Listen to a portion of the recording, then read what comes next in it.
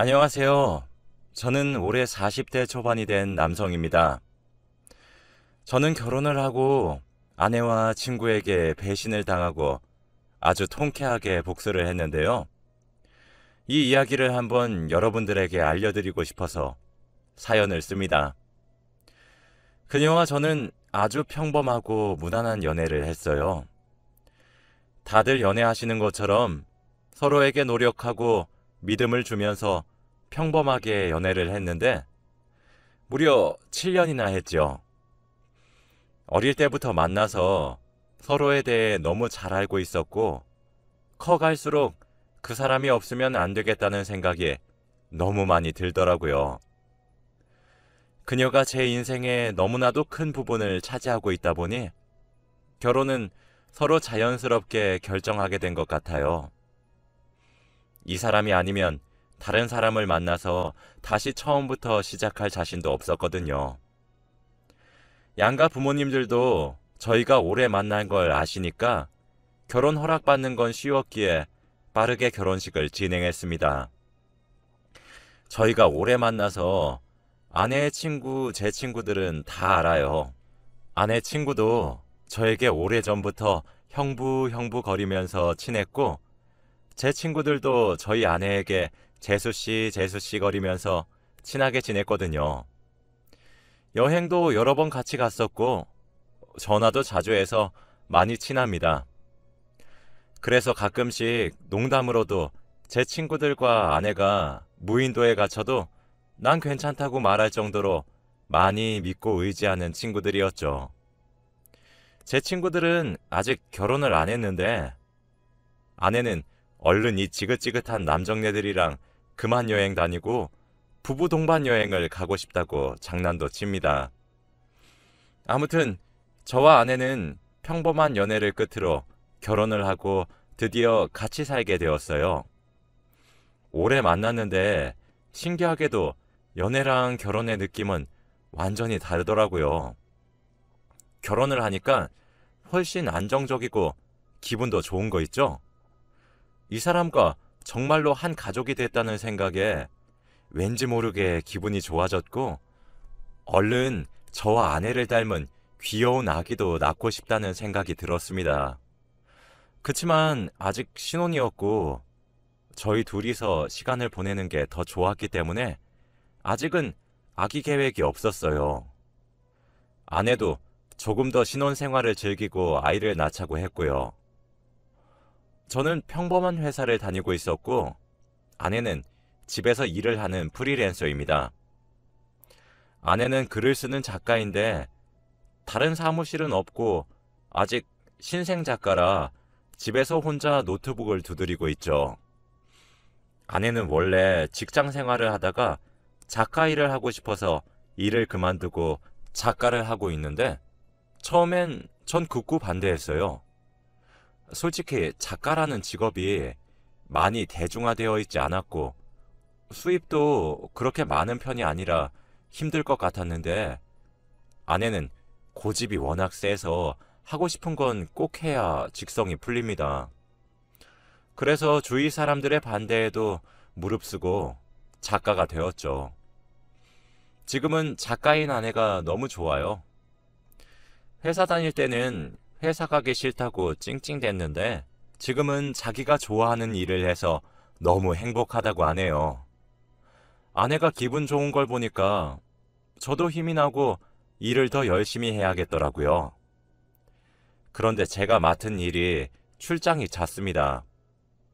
자주 지방으로 가서 일을 하다가 많으면 5일 정도 외박을 한 뒤에 집으로 가거든요. 최대한 신혼 기간에는 출장을 많이 안 잡으려고 했는데 꼭 출장을 가고 싶지 않을 때 출장이 많이 잡히더라고요. 연애 때는 그래도 같이 살지 않으니까 제가 출장을 가 있을 동안에 아내는 친구들도 만나고 일도 하면서 자기만의 시간을 가졌지만 결혼을 하니 같이 살잖아요. 그러면 하루 종일 집에 혼자 있어야 하는 아내가 걱정되었습니다. 그치만 아내는 괜찮다며 혼자 있는 거 적응됐다며 잘 다녀오라고 해주더라고요. 저는 출장 가서도 밤마다 아내에게 영상통화를 걸면서 이야기를 나누고 싶었지만 아내는 전화를 잘 받지 않았습니다. 그래도 나중에는 다 문자나 전화가 와서 잠들었다고 말해주며 저를 안심시켜 줬어요. 출장을 갔다가 집으로 가는 엘리베이터를 탔고 옆집 아주머니와 우연히 만났는데 아주머니가 아이고 그때 그 총각 잘생겼던디? 어쩜 그렇게 남매끼리 사이가 좋아? 우리 딸이랑 아들은 아주 치고받고 난리여. 라고 하는 겁니다. 네? 총각이라니. 아니, 그 와이프 동생 말이여. 얼마 전에 그쪽 와이프 남동생이라면서 엘리베이터에서 만났는디? 그때 팔짱 끼고 있길래 남매 사이가 좋구나 했지. 옆집 아주머니의 말은 정말 충격적이었어요. 왜냐면 아내는 외동딸이거든요. 아내 주위에 사촌 오빠도 없고 팔짱을 끼고 다닐 만한 남자가 없습니다. 저는 오랫동안 만난 아내에게 이런 사생활이 있을 줄 몰랐어요. 아주머니는 제 표정이 점점 굳어지는 걸 보시고는 잘못 말했다 싶었는지 아, 내가 잘못 봤나? 라고 하시더라고요. 저는 그때부터 아내를 의심했습니다. 집으로 갔는데 아내는 보고 싶었다며 저에게 달려왔고 저는 그런 아내에게 왠지 모르게 거리감이 느껴지더라고요. 아내에게 솔직하게 누구랑 팔짱 꼈냐고 물어보고 싶었지만 정말로 내가 믿고 있던 아내가 바람이라도 났으면 어쩌나 싶어 무서워서 아무 말도 하지 못했어요. 집으로 가니까 낯선 사람의 흔적은 전혀 느껴지지 않았고 정말로 그 아주머니가 잘못 보신 건가 싶었는데 화장실로 가니까 일회용 면도기랑 다른 칫솔이 있더라고요. 저는 아내를 불러서 이게 뭐냐고 담담하게 물어봤습니다. 그런데 아내는 당황하지 않고 아, 여보 없을 때 내 친구들 왔다 갔어. 내 친구 중에서 머리 짧은 친구 알지? 걔가 구렛나루 자른다더니 저거 들고 왔다가 놔두고 갔어. 아내의 친구 중에서 머리가 남자들보다 짧은 여자가 한 명 있는데 굳이 구렛나루를 자른다고 저걸 들고 다니나요? 솔직히 이해는 되지 않았지만 이해하려고 노력했습니다. 솔직히 그때는 아내가 그렇게 말하니까 아주머니가 말씀하신 팔짱 끼고 있던 잘생긴 남자가 아내의 친구가 아닐까 싶었어요. 아주머니는 아내의 친구를 머리가 짧아서 남자라고 오해한 거고요. 제발 아주머니가 잘못 본 거라고 합리화하고 싶었던 것 같네요. 아무튼 그때까지 저는 절대 아내가 바람을 피우지 않을 거라고 생각하려고 했습니다. 아내는 워낙 바람이나 불륜 같은 이야기들을 싫어하는 사람이기도 하고 바람 피우는 사람들에게 손가락질을 하면서 화를 내거든요. 요즘 TV 프로그램을 보면 이런 주제인 영상들이 몇 개씩 나오잖아요. 그러면 아내는 혀를 차면서 어떻게 저럴 수 있냐고 바람 피우는 것들은 천벌 받아야 한다고 말을 합니다. 그렇게 말하는 사람이 바람을 피우는 건 말도 안 되죠. 그래서 더 아내를 믿으려고 했던 것 같습니다. 오랜만에 집으로 와서 아내와 같이 오붓한 시간을 보내고 맛있는 음식도 해먹고 재미있는 하루를 보냈어요. 얼마 후 저와 아내는 주말이라 오랜만에 데이트도 할 겸 밖에 나가기로 했습니다. 봄이었어서 꽃 구경도 하고 싶었고 날씨가 너무 좋았거든요. 아내도 좋다고 했고 서로 일이 바빠서 너무 소홀했는데 오늘 하루만큼은 아내만 바라보고 놀려고 했습니다. 그런데 아내의 화장법이 바뀌고 향수가 바뀌었더라고요. 그리고 원래 화장을 거의 안 하다시피 하는 아내가 최근 들어서 화장을 진하게 합니다. 집안 마트를 갈 때에도 맨 얼굴로 나갔던 아내는 이제 화장을 하고 나가요. 향수 향도 예전보다 진해졌고 옷 입는 것도 조금 달라졌어요. 예전에는 밝은색 옷을 많이 입었는데 요즘은 어두운 옷을 많이 입더라고요. 우리 아내 요즘 조금 낯설다. 향수도 바뀌고 옷도 바뀌고 화장도 하고. 갑자기 왜 그래? 기분 전환이야? 기분 전환. 나 아이 생기면 이런 것도 잘 못하고 다닐 텐데 지금이라도 원 없이 해놓으면 나중에 후회 없을 것 같아서. 아내는 저와의 아이를 계획하고 있었고 저도 이제 슬슬 아이가 갖고 싶더라고요. 나이가 1살이라도 어릴 때 아이를 낳아야지 더 늦으면 임신도 안 될 것 같았습니다. 그런데 저희 나이가 그렇게 많지도 않았는데 저희 생각과는 다르게 아이가 쉽게 생기지 않더라고요. 다들 왜 임신이 축복이라고 하는지 알 것 같았습니다. 정말 임신을 하는 건 축복인 것 같아요. 왜냐하면 임신을 하는 건 너무 힘들고 잘 되지 않았거든요. 그래서 저는 혹시나 저에게 문제가 있나 싶어서 병원으로 가 진료를 받아보기로 결심했습니다.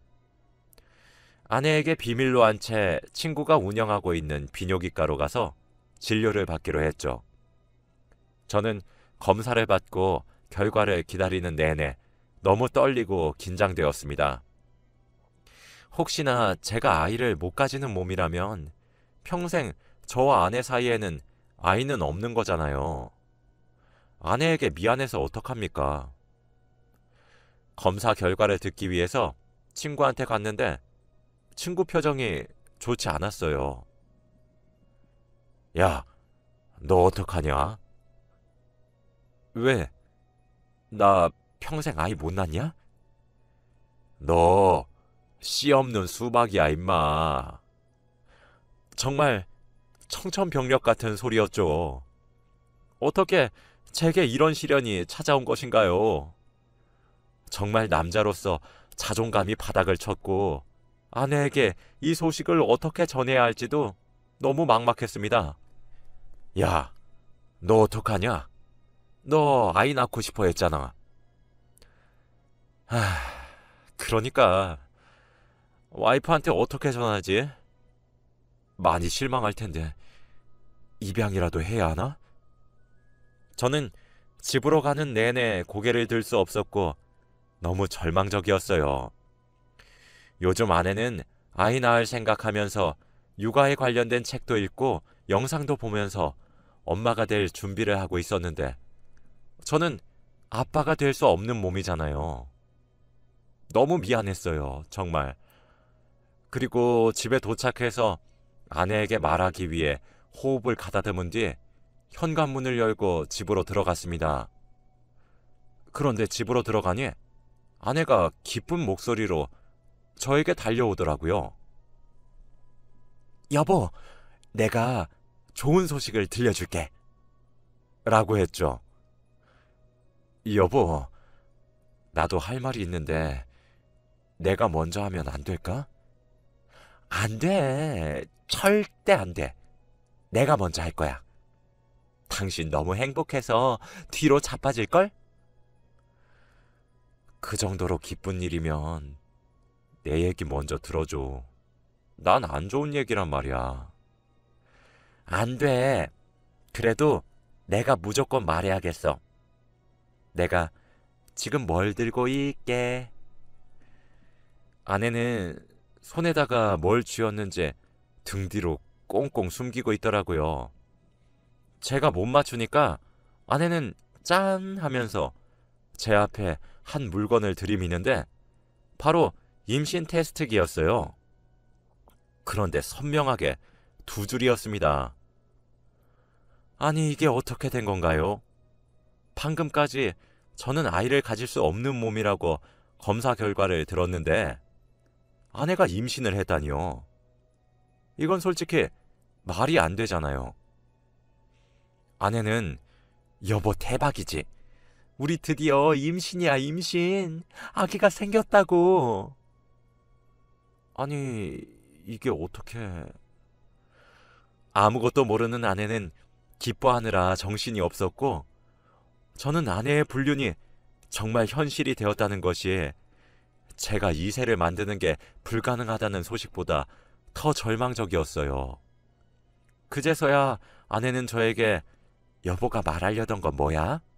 슬픈 소식이라며 라고 말했고, 저는 차마 아내에게 말할 수 없어서 아니야 라고 한 뒤 방으로 들어갔습니다. 아내는 예상과 다르게 제가 임신 소식에 대한 반응이 좋지 않자 실망했더라고요. 저는 아내 앞에서 연기를 할 힘조차 나지 않았고 곰곰이 방으로 들어가서 생각의 시간을 가졌습니다. 저는 이세를 만드는 게 불가능한 몸이라 아내는 제 아이를 임신할 수 없는데, 아내가 임신한 건 바로 불륜이라는 증거잖아요. 정말 어떻게 이럴 수 있나요? 불륜이라면 그렇게 기겁을 하던 여자가 떳떳하게 다른 남자를 만나고 남의 애를 임신하다뇨. 정말 역겹고 무서웠습니다. 저는 그날 흥신소에 문의를 해서 아내 뒷조사를 부탁드렸어요. 아내의 휴대폰을 열어보았더니 낯선 사람과 연락을 나눈 흔적은 없었고 다 친구들과 안부 연락을 한 것밖에 없더군요. 그래서 도대체 그 남자는 누군가 궁금했는데 마침 흥신소에서 연락이 왔습니다. 아내의 불륜 증거를 다 잡았대요. 그래서 당장 보니 아내의 상간남은 바로 제 비뇨기과 친구였습니다. 저에게 충격적인 사실을 선고했던 친구와 함께 여행도 가고 놀러 다니면서 연애를 하더라고요. 그런데 아직은 그 친구는 아내가 임신한 사실을 모르나 봐요. 그 친구는 제가 아이를 못 가지는 몸인 걸 아니까 아내가 임신을 했다고 하면 당연히 불륜 사실이 들통나잖아요. 정말 화가 머리끝까지 솟았습니다. 어떻게 저에게 핏줄과도 같던 친구와 아내가 저렇게 쌍으로 저를 배신할 수 있나요? 그래서 저는 그들에게 복수를 하기로 결심했습니다.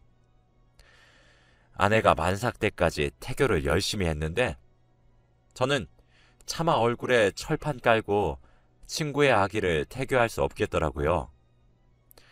아내는 서운해하면서 왜 이렇게 자식한테 관심이 없냐고 했지만 저는 도저히 할 수 없었습니다. 아내는 출산 전에 임신 축하 파티를 열고 싶다고 했고 가족들과 친척들 그리고 주변 친구들도 다 초대하자고 했죠. 저는 그날 제 친구와 아내에게 복수하기로 했습니다. 얼마 후 임신 축하 파티 날 아내는 정말 행복해하는 표정이더라고요. 저는 그 기분을 망쳐주기 위해서 작전을 시행했죠. 우선 미리 선임해 놓은 변호사를 노트북 앞에 세우고 저는 무대 중앙에서 마이크를 잡았습니다. 모두들 와주셔서 감사합니다. 그런데 오늘 축하받아야 할 사람은 제가 아니라 바로 제 아내와 불륜을 저지르고 있는 저 사람입니다. 라고 말을 하면서 제 친구를 손가락으로 가리켰어요. 친구는 당황한 표정으로 장난치지 말라고 했고 저는 그때 변호사를 쳐다보고 영상을 재생하라고 했습니다. 그 영상은 흥신소에서 받은 아내와 친구의 불륜 증거들이었고 그 영상은 아주 큰 화면으로 재생되고 있었어요. 영상 속에는 충격적인 장면이 잔뜩 들어있었습니다. 거기에 온 하객들은 다 같이 그 영상을 보고 충격을 감추지 못했고 마치 제가 아내의 불륜 사실을 처음 알았을 때 그 표정이더라고요. 영상이 끝난 뒤 저는 마이크를 다시 잡고 아내의 뱃속에 있는 아이는 사실 제 아이가 아닙니다. 저는 아이를 가질 수 없는 몸이거든요. 라고 말했습니다. 다들 헉 이라고 입을 틀어 막았고 다 같이 아내와 제 친구를 쳐다봤어요.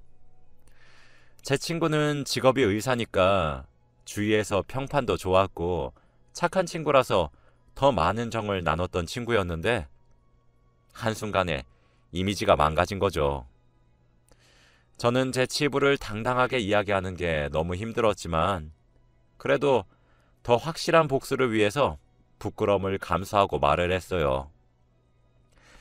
하객들은 저의 말을 듣고 화가 잔뜩 나서 테이블에 있던 음식을 제 친구에게 던지면서 욕을 하기 시작했고 친구는 그곳을 뛰쳐나갔죠.